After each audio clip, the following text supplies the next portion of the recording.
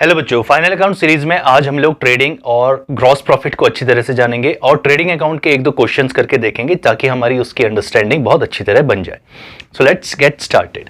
तो बच्चों देखिए, यहाँ पर को मैंने आपके लिए टेबल ड्रॉ करके रखी हुई है पहले से ही, जिसमें ट्रेडिंग और ग्रॉस प्रॉफिट के बारे में कुछ इंपॉर्टेंट डिटेल्स हैं और ये कुछ बेसिस हैं जिसके हिसाब से हम लोग उसका रिलेशन स्टैब्लिश करेंगे। The first is purpose. Now why do we create trading account?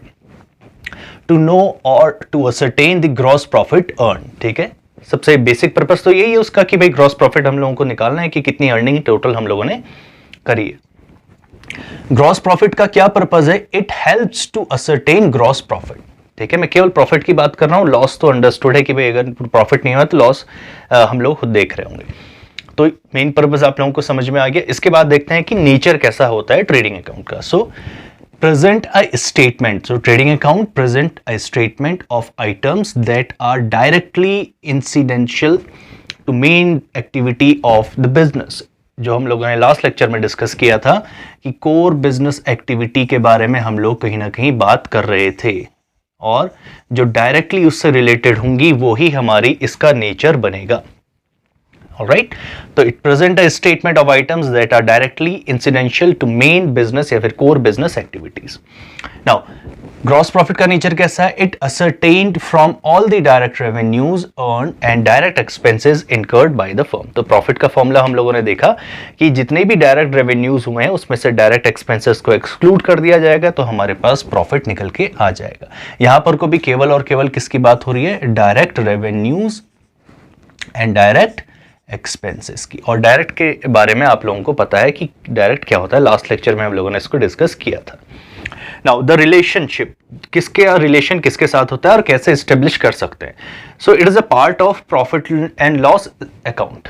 तो जब हम बात करते हैं कि प्रॉफिटेबिलिटी को जज करने के लिए हम लोग इनकम स्टेटमेंट बनाते हैं, तो ट्रेडिंग अकाउंट हमारे इनकम स्टेटमेंट का पार्ट है। और इनकम स्टेटमेंट हम लोग इसलिए बोल रहे हैं क्योंकि it is a part of profit and loss account. जब तक प्रॉफिट एंड लॉस अकाउंट के बाद हम लोग असरटेन नहीं करेंगे तब तक एक्चुअल प्रॉफिट्स हम लोगों को पता नहीं चल पाएंगे। ठीक है, नाउ ग्रॉस प्रॉफिट का देखते हैं किसका साथ रिलेशन है? Directly related to net profit. इसका रिलेशन बच्चों डायरेक्टली किसके साथ है? नेट प्रॉफिट के साथ है। नेट प्रॉफिट हमारा वो प्रॉफिट होता है जो हम लोग प्रॉफिट एंड लॉस अकाउंट से असरटेन करते हैं, but does not depend on it. लेकिन रिलेशन तो है, डायरेक्टली रिलेटेड है, लेकिन उस पर डिपेंड नहीं है। केवल ग्रॉस प्रॉफिट, ध्यान रखना, डायरेक्ट रेवेन्यूज और डायरेक्ट एक्सपेंडिचर पे ही रिलेटेड होगा। It does not depend on net profit. ठीक है, लेकिन हाँ रिलेशन उसके साथ होता है।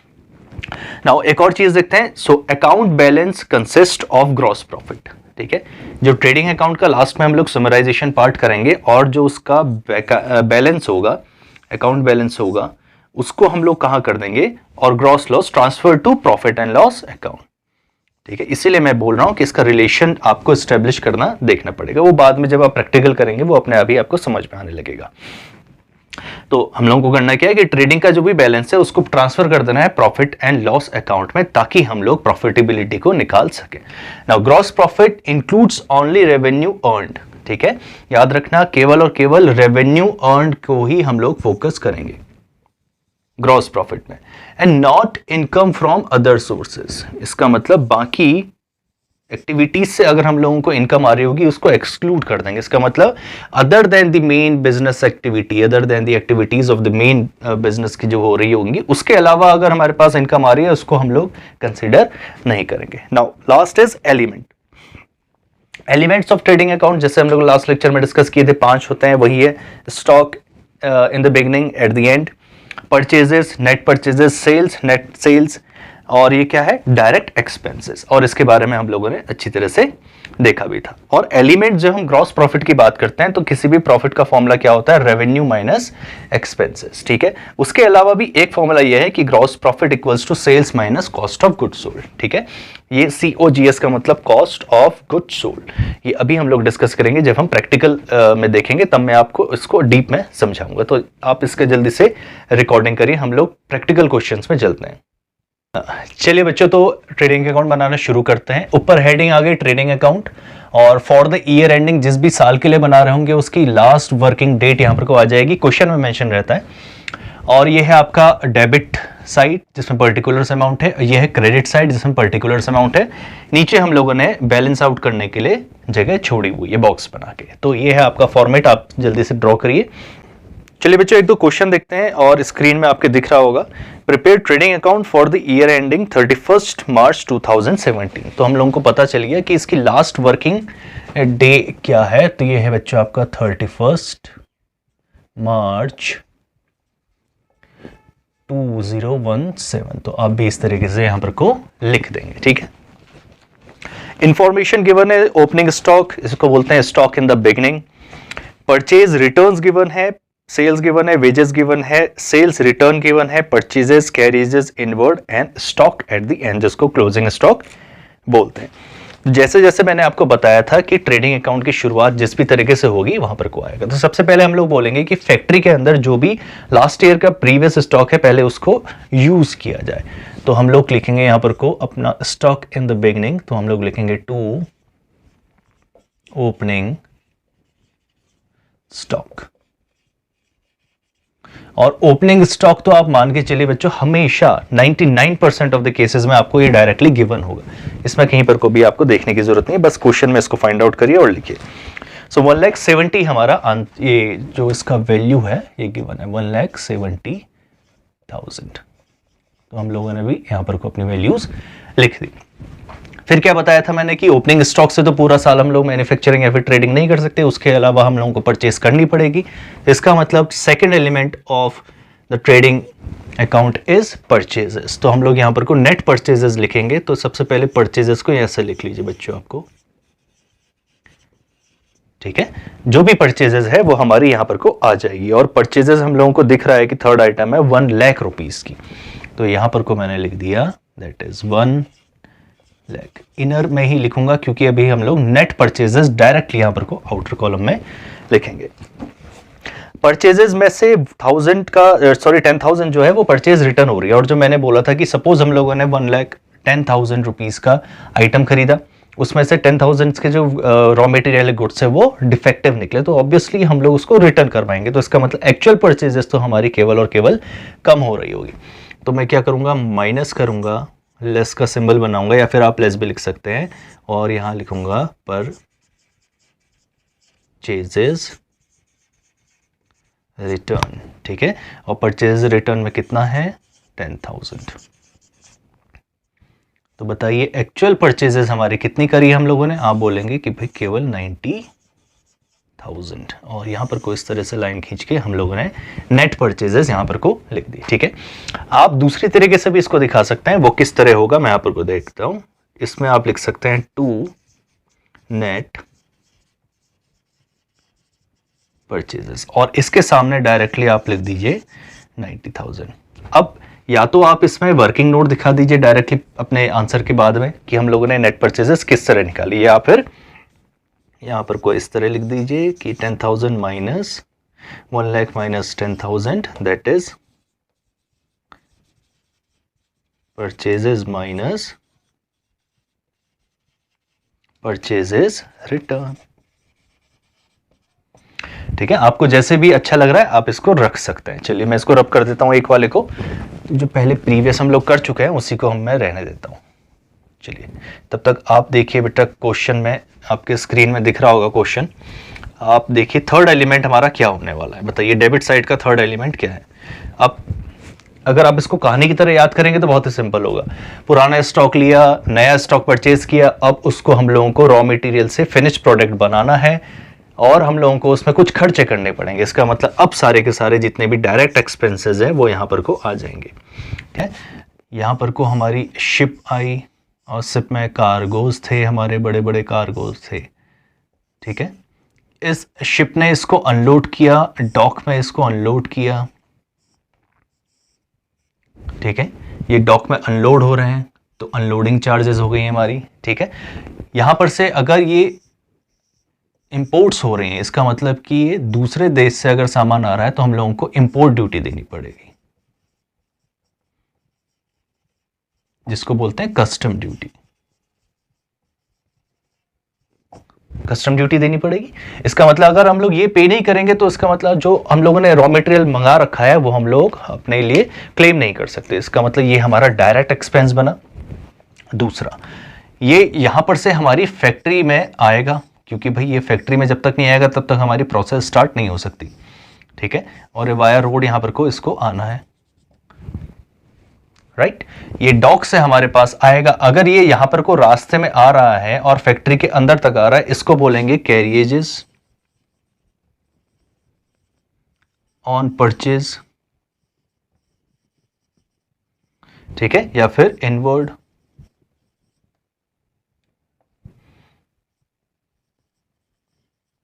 अंडरस्टैंड, ठीक है। ये जब डॉक से या फिर कहीं से भी रॉ मटेरियल जब हमारी फैक्ट्री के अंदर आ रहा है तो हम लोग बोलेंगे कैरियेजेस ऑन परचेजेस या फिर कैरियेजेस इनवर्ड। सेकंड चीज हो गई। अब फ्राइट एंड ऑक्ट्रोई कहां पर को आती है? सपोज करो कि यहां पर को हमारा एक शहर चेंज हो रहा है, ठीक है। ये हो सकता है कि कलकत्ता, मुंबई, बंबई या फिर कहीं पर को भी, मद्रास, चेन्नई से हमारा डॉक में यहाँ पर को सामान आया और हमारी फैक्ट्री कहीं और है। तो शहर चेंज हो रहा है तो यहाँ पर को हम लोगों को टोल टैक्स देना पड़ेगा, और टोल टैक्स देंगे तो वहीं पर को हमारी इस पर्टिकुलर नाम से जाना जाएगा, that is fright and octroi. और ये भी अल्टीमेटली हमारे एक्सपेंसेस में एड अप हो रही है, क्योंकि बाद में हम लोग क्या बोलेंगे कि कॉस्ट ऑफ प्रोडक्शन में ये सारी चीजें इंक्लूडेड थी, इसलिए डायरेक्ट एक्सपेंस माना गया। या फिर दूसरे शब्दों में बोलेंगे किसी भी प्रोडक्ट को सेलेबल आइटम बनाने के लिए ये सारे खर्चे हम लोगों ने किए, ठीक है। ये हो गया आपका कैरिजेस का पार्ट हो गया। अब इसके बाद फैक्ट्री हुई, फैक्ट्री में हम लोगों ने वर्कर्स को एस्टेब्लिश किया, ये सब वर्कर आए यहाँ पर को और अपना काम करना शुरू किया। इसका मतलब इनको वेजेस देनी पड़ेगी आपको, वो डायरेक्ट एक्सपेंस है। देखिए लाइट हो गई, फैक्ट्री में अगर लाइट लग रही है, और हो सकता है कि ये जो फैक्ट्री है हम लोगों ने इसको लीज आउट करवाया हो या फिर रेंट में लिया हो, तो फैक्ट्री रेंट, ये सारे के सारे आपके डायरेक्ट एक्सपेंसेस होंगे, ठीक है। डायरेक्ट एक्सपेंसेस यहां पर को दिख रहा है आपको, केवल एक ही है बच्चों, केवल हाँ दो हैं, एक पेजेस है एंड कैरिजेस इनवर्ड है। तो सबसे पहले कैरिजेस इनवर्ड को देखते हैं, दैट इज 20,000। ये हो गया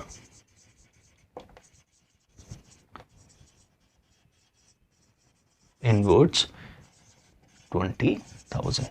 और बताइए कैरिजेस इनवर्ड्स क्या होते हैं? कैरिजेस इनवर्ड्स हमारी फैक्ट्री में इस सामान को लाने तक का भाड़ा, इस रॉ मटेरियल जो हमने परचेज किया, वो जो भी सामान है, उस रॉ मटेरियल को हमारी फैक्ट्री तक लाने तक का भाड़े को हम लोग कैरिजेस इनवर्ड बोलते हैं, क्योंकि वो हमारा डायरेक्ट है। और डायरेक्ट एक्सपेंसेस के दो ही मतलब मैंने बताए थे, it will add up to the cost of production, वो डायरेक्टली कॉस्ट ऑफ प्रोडक्शन को इंक्रीज या डिक्रीज कर सकते हैं। एंड सेकेंडली, जो भी हमारा रॉ मटेरियल है उससे जब हम किसी भी फिनिश प्रोडक्ट को सेलेबल आइटम्स बनाने तक के लिए जितने भी खर्चे करते हैं वो डायरेक्ट एक्सपेंसेस माने जाते हैं। तो भाई कैरिजेस इनवर्ड हमारा डायरेक्ट एक्सपेंसेस है। इसके बाद दूसरा डायरेक्ट एक्सपेंस यहां पर को जो हुआ है वो हुई है वेजेस। मतलब हम लोगों ने लेबर्स को एम्प्लॉय किया ताकि वो प्रोसेस कर सकें और हमारा फिनिश प्रोडक्ट बना सकें। तो वेजेस गिवन है बेटा आपको 50,000, और 50,000 मैंने यहां पर को लिख दिया, ओके। तो डायरेक्ट एक्सपेंसेस दो ही गिवन थे तो मैंने दो ही लिखे। अब देखते हैं कि हमारी क्रेडिट साइड वाली आइटम क्या है। तो इन शॉर्ट कि हमारे पास केवल तीन एलिमेंट होते हैं, opening stock, purchases and direct expenses. Since direct expenses बार दो ही थे तो मैंने दो ही लिखे इसमें। चलिए बच्चों, तो अब हम लोग क्रेडिट साइड का एलिमेंट लिखना शुरू करते हैं। और क्रेडिट साइड में हमारी एलिमेंट होती है सेल्स, जिसको बोलते हैं डायरेक्ट रेवेन्यू। ये हमारा रेवेन्यू है। सेल्स हमारी कितनी गिवन है? 2,50,000। 2,50,000 इनर कॉलम में इसलिए लिखा क्योंकि हमारी एक्चुअल सेल्स नहीं है, सेल्स रिटर्न भी गिवन है हमको। इसका मतलब कुछ कस्टमर्स ने हमको वापस किया है सामान, रीजन अननोन, जानना भी नहीं है क्योंकि अभी हम लोग केवल अकाउंटिंग कर रहे हैं। तो यहाँ पर को 20,000 हमारी सेल्स रिटर्न है, इसको मैंने माइनस कर दिया, और यहाँ पर को 2,30,000 हमारी एक्चुअल सेल्स आ गई, जिसको हम लोग बोलते हैं नेट सेल्स, ठीक है। Fifth and last element of the trading account क्या होता है? स्टॉक एट द एंड, जो हम लोगों को गिवन है क्लोजिंग स्टॉक के नाम से, क्लोजिंग स्टॉक। क्वेश्चन में कभी हो सकता है कि डेट्स आपको मेंशन हो तो लास्ट में अगर लास्ट डेट है तो आपको मान लेना है क्लोजिंग स्टॉक है, अगर अप्रैल या फिर जनवरी की डेट गिवन है डिपेंडिंग ऑन दी क्वेश्चन आपको कैसा है, अकाउंटिंग ईयर है, कैलेंडर ईयर है, तो आप उसको वैसे भी पता लगा सकते हैं। कॉमन सेंस यूज करके आप इसको क्वेश्चन को कर सकते हैं। लेकिन क्लोजिंग स्टॉक हम लोगों को गिवन है 1,60,000 डायरेक्ट आइटम है बाहर लिखने के लिए, मैंने इसको लिख दिया। चलिए अब करते हैं, इसको बैलेंस करना शुरू करते हैं। तो बैलेंस करने के लिए क्या है, सबसे पहले रफ में आप लोगों को करना है, ठीक है। पहले से आप जजमेंटल मत होइए कि हमारा प्रॉफिट ही आएगा, हो सकता है कि 10% ऑफ द केसेस में लॉस भी आता है, तो वहां पर को आपका क्वेश्चन गलत हो सकता है।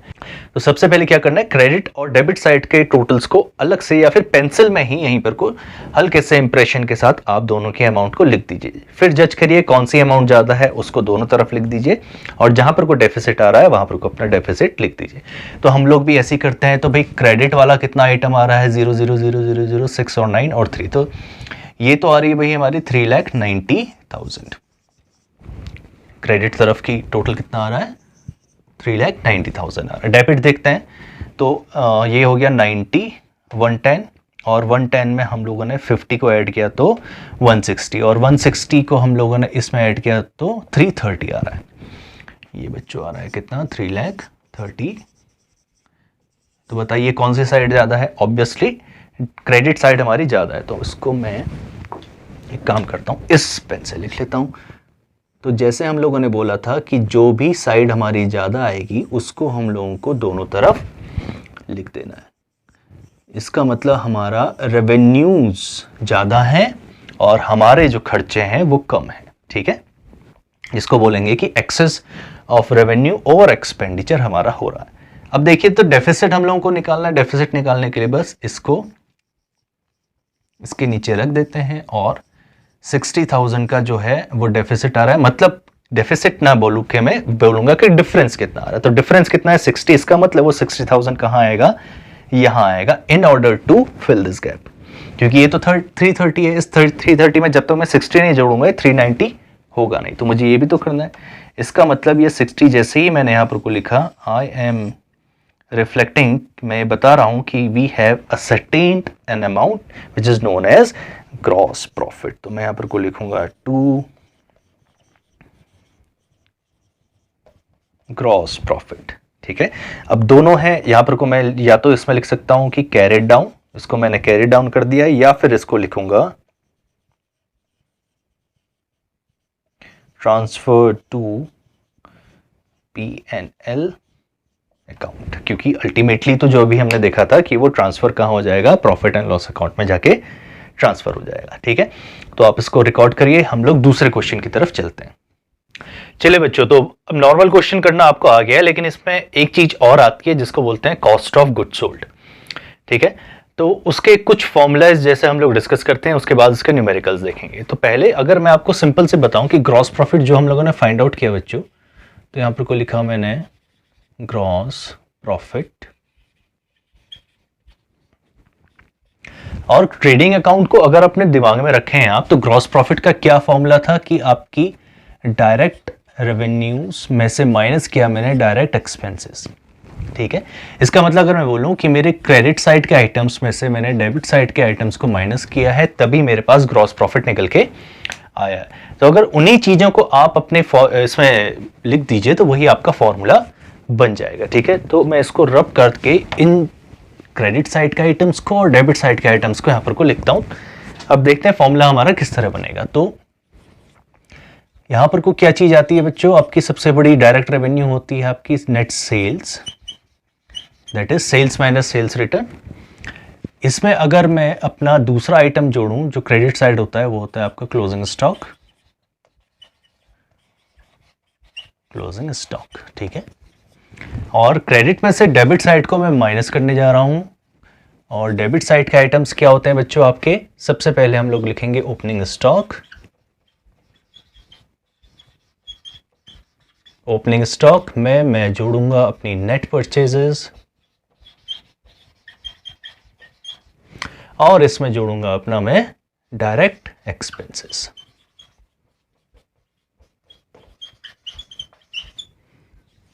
ये देखिए बच्चों, ये आपका बना formula for the gross profit.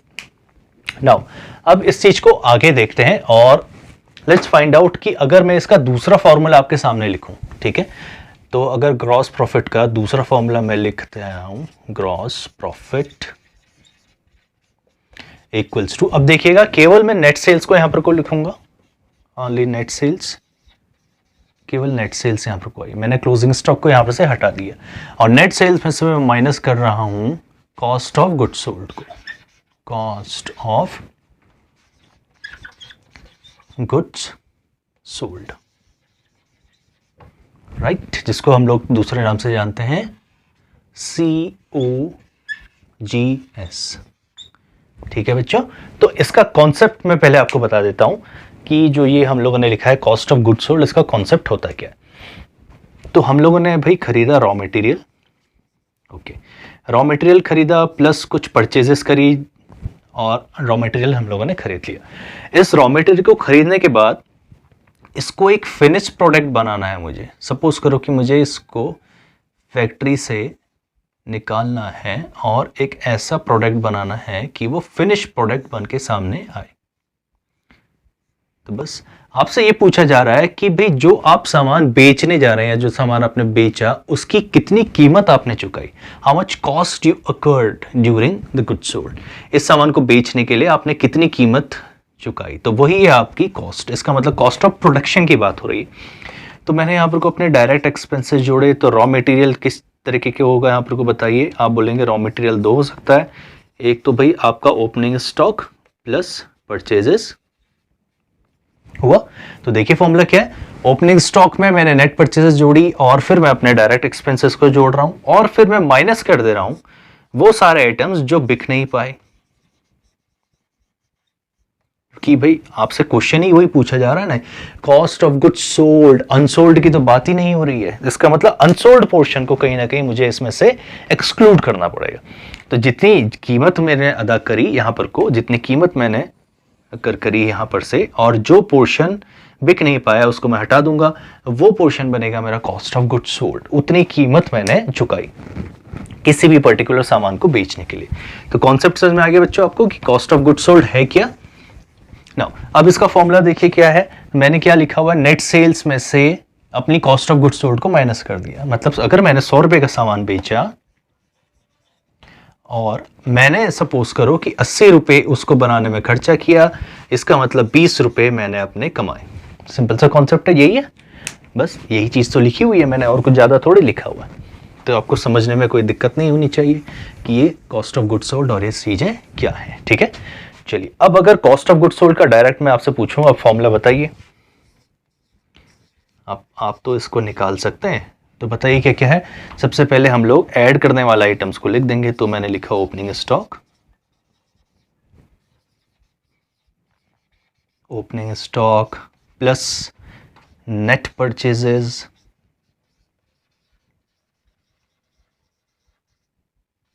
Net purchases में अपनी डायरेक्ट एक्सपेंसेस जोड़ देंगे हम लोग,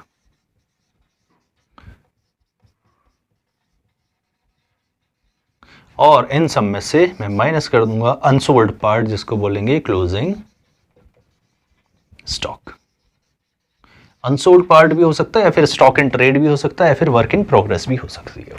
इन सारी चीजों का मैंने एक्सक्लूड कर दिया और ये बन गया मेरा COGS का फॉर्मूला। तो आप अपनी कॉपी और पेन निकालिए, जल्दी से अपने नोट्स की डायरी निकालिए और इस सब चीज को उसमें अपने नोट्स में इसको इंक्लूड कर दिया बच्चों। ये फॉर्मूले इसको इंक्लूड करिए, फिर हम लोग क्वेश्चन की तरफ चलते हैं। चलिए बच्चों, तो एक क्वेश्चन मैं आपके सामने दिखा रहा हूं कि when cost of goods sold is given. अगर क्वेश्चन में इस तरह गिवन है तो आपको ट्रेडिंग अकाउंट बनाने के लिए बोला जा रहा है। ठीक है, देखते हैं। Cost of goods sold is given, sales is given, wages is given and closing stock is given. ठीक है, यहां पर से हम लोगों को बनाना है अपना ट्रेडिंग अकाउंट। तो देखते हैं ट्रेडिंग अकाउंट किस तरह बनता है, और आप भी साइड बाय साइड इस चीज को बनाते रहिए। तो अगर ट्रेडिंग अकाउंट में यहाँ पर को आपको बनाने नहीं वाला हूँ, सिर्फ इसके एलिमेंट्स यहाँ पर को लिखते हैं। ठीक है, ये हो गया हमारा, इस तरीके से आएगा। आपको पता है कि यहाँ पर को 2 ओपनिंग स्टॉक आएगा, फिर यहाँ पर को नेट परचेजेस आएगी, उसके बाद आएंगे यहाँ पर को डायरेक्ट एक्सपेंसेस, इस तरफ आएगी सेल्स, और यहाँ पर को आएगा क्लोजिंग स्टॉक, यही सारी चीजें सीखी थी हम लोगों ने। अब जो जो चीजें गिवन है वहां पर से हम लोग देखने की कोशिश करते हैं आप लोगों को क्या क्या गिवन है। हम लोगों को गिवन है COGS, क्वेश्चन में COGS गिवन है आपका, देखिए यहाँ पर को कितना लिखा हुआ है 4 लाख रुपीस।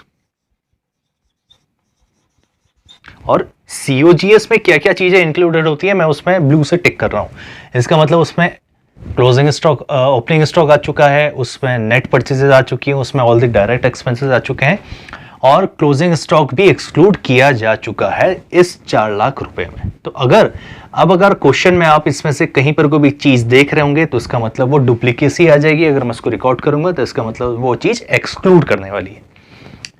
नेक्स्ट क्या है बच्चों, आपका सेल्स है, ठीक है, दूसरा सेल्स है हमारा,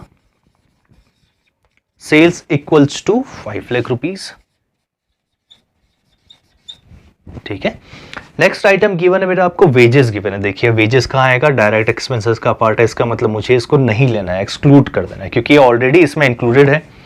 same goes with closing stock को माइनस नहीं करना है यहाँ पर को, वो पहले से ही एक्सक्लूड करके रखा हुआ है, इसका मतलब COGS हमारे पास पहले से ही है।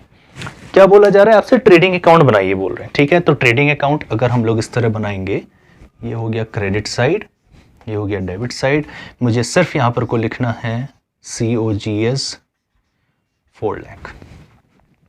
मुझे यहाँ पर को ओपनिंग नहीं लिखना, परचेजेस लिखने निकली, और डायरेक्ट एक्सपेंसेस भी नहीं लिखने क्योंकि ये गिवन है डायरेक्टली 4 लाख रुपीस मैंने यहाँ पर को लिख दिया। और यहाँ पर को लिखनी है मुझे अपनी सेल्स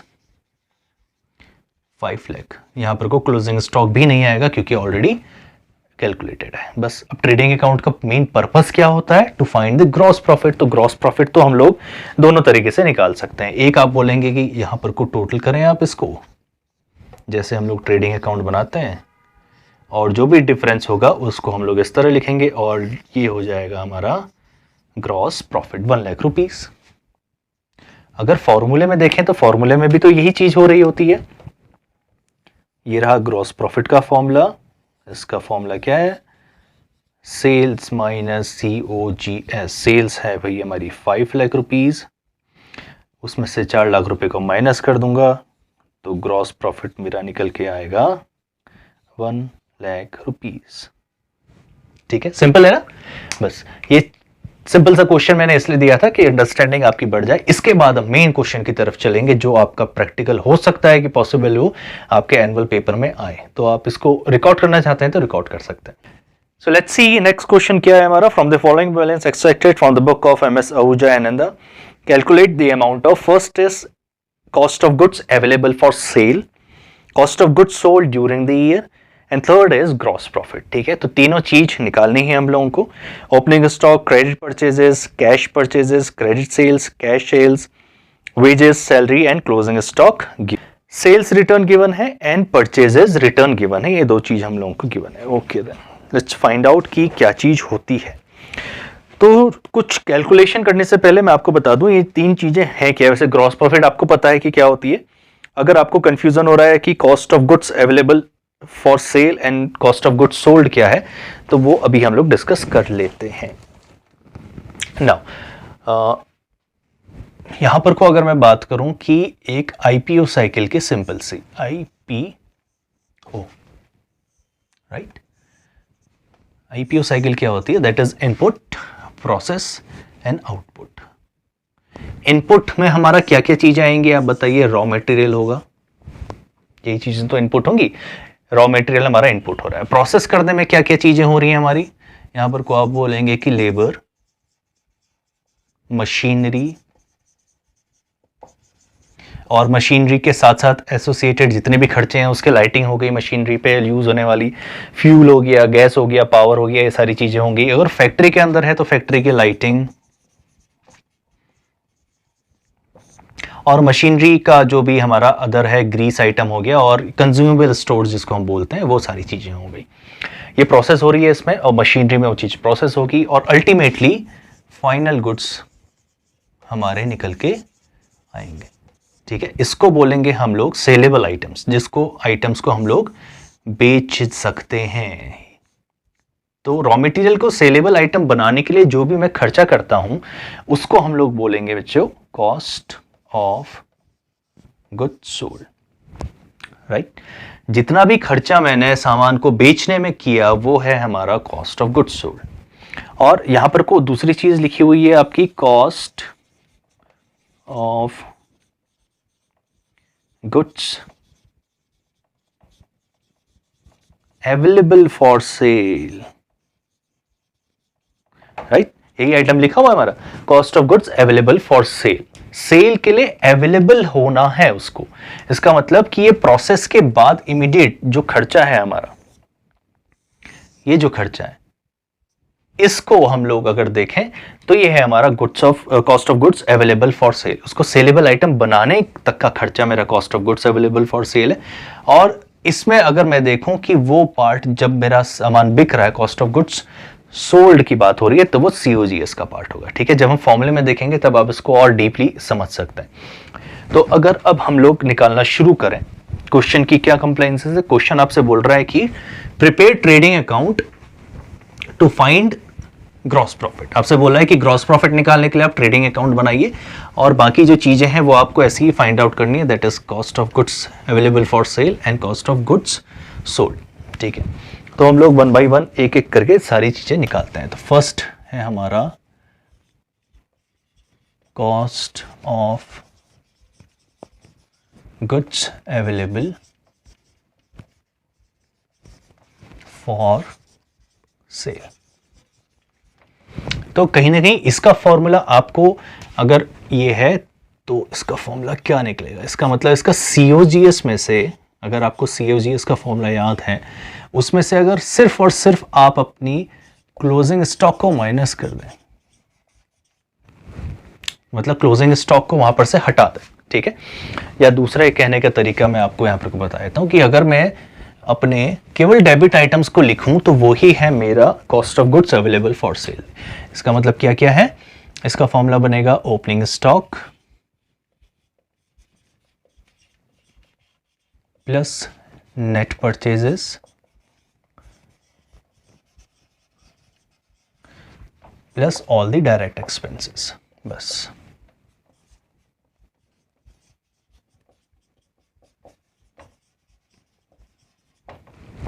ठीक है। उस सामान को बिकने योग्य बनाने के लिए, सेलेबल आइटम बनाने के लिए जो मैंने खर्चा किया वही होगा cost of goods available for cell.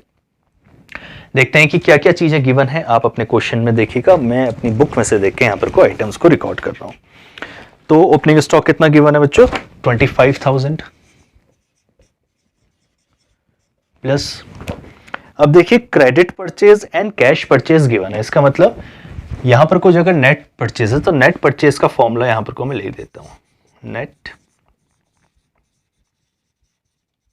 Net purchase equals to total purchase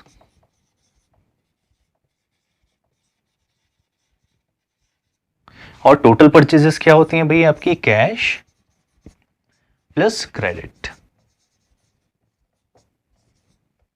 ठीक है। टोटल परचेजेस दोनों तरह की होंगी, कैश भी हो सकता है, क्रेडिट, दोनों को जोड़ के हमारी टोटल परचेज बनी एंड माइनस परचेज रिटर्न।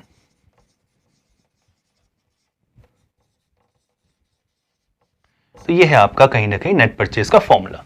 तो टोटल परचेज निकालने के लिए हम लोगों को क्या करना है, कैश और क्रेडिट को जोड़ देना है, दैट इज 750 एंड 3 तो 7,50,000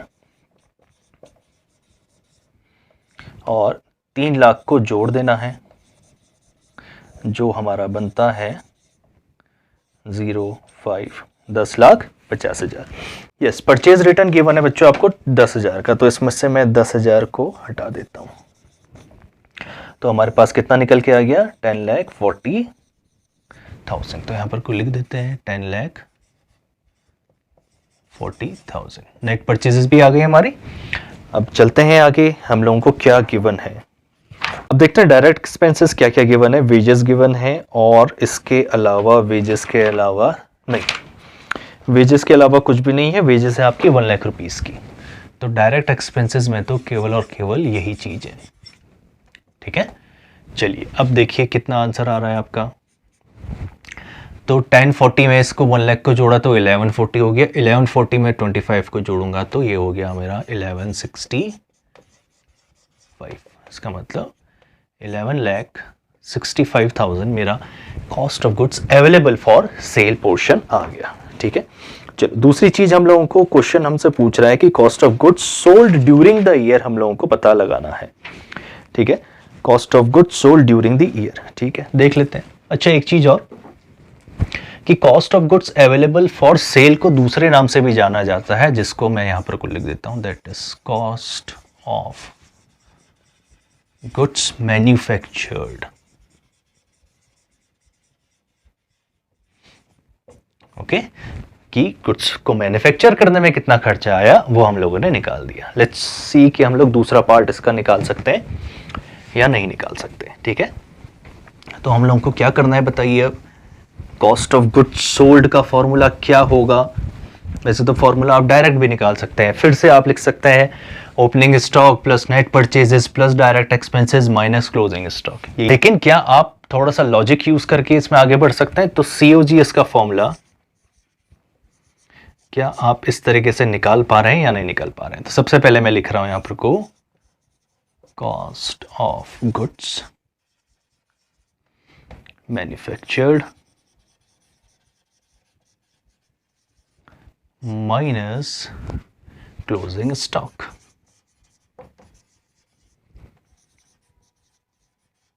बताइए, क्या इसमें आपको समझने में कहीं पर कोई भी दिक्कत है? नहीं। हम लोगों ने डेबिट साइड के आइटम्स लिखे हैं एक जगह, जिसको बोलते हैं cost of goods available for cell या फिर कॉस्ट ऑफ गुड्स मैन्युफैक्चर्ड। उसमें से क्लोजिंग स्टॉक मैं माइनस कर रहा हूं। अदरवाइज इसका फॉर्मूला तो यही है, opening stock plus net purchases plus direct expenses minus closing stock. तो मैं भी तो वही कर रहा हूँ, ज़्यादा कुछ नहीं। तो हम लोगों को तो ऑलरेडी ये आइटम हम लोगों ने निकाल के रखा हुआ है, तो दो बार हम लोग मेहनत इसमें नहीं करेंगे। माइनस क्लोजिंग स्टॉक जो भी है हमारा, उसको मैं माइनस इसमें कर देता हूं, दैट इज 30,000।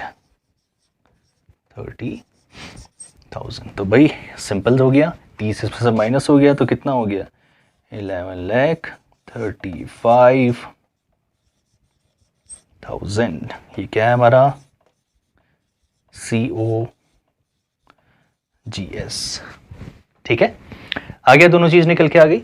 अच्छा, अब जो तीसरी चीज जो आपसे क्वेश्चन पूछ रहा है ग्रॉस प्रॉफिट निकालने के लिए, और ग्रॉस प्रॉफिट के लिए वो बोल रहा है कि आप अपना भी ट्रेडिंग अकाउंट बनाइए, और ट्रेडिंग अकाउंट बनाने का काम आप अपने होमवर्क में करिए बच्चों। ठीक है, आप सारी चीजें वैसे ही लिखिए जैसे लिखते थे। ट्रेडिंग अकाउंट बनाइए, जो आइटम जिस तरफ का है, ओपनिंग स्टॉक, नेट परचेजेस निकालिए। नेट परचेजेस कैसे लिखेंगे?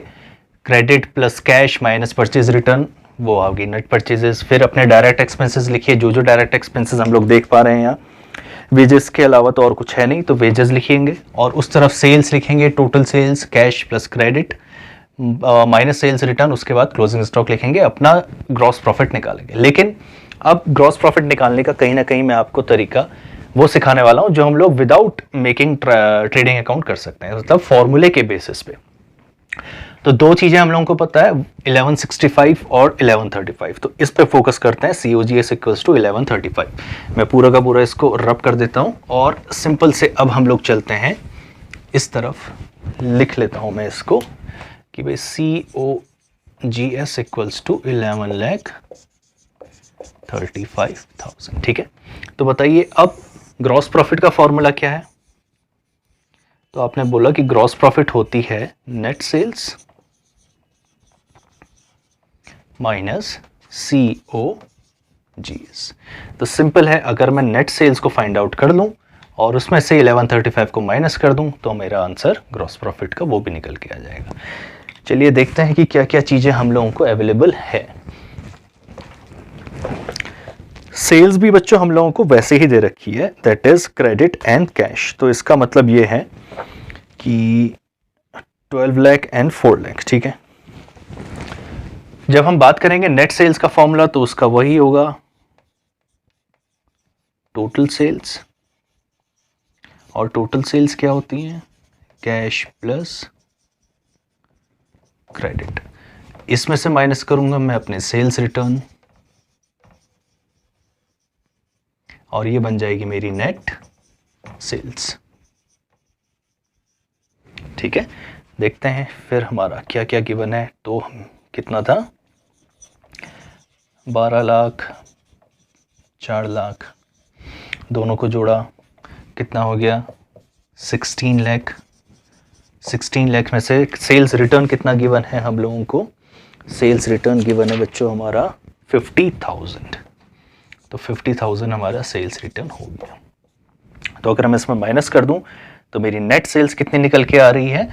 15,50,000। ठीक है, तो मैं इसको रब करके डायरेक्टली यहां पर को लिख देता हूं कि 15,50,000 हमारी सेल्स आ रही है, that is net sales equals to 15,50,000 minus 11 lakh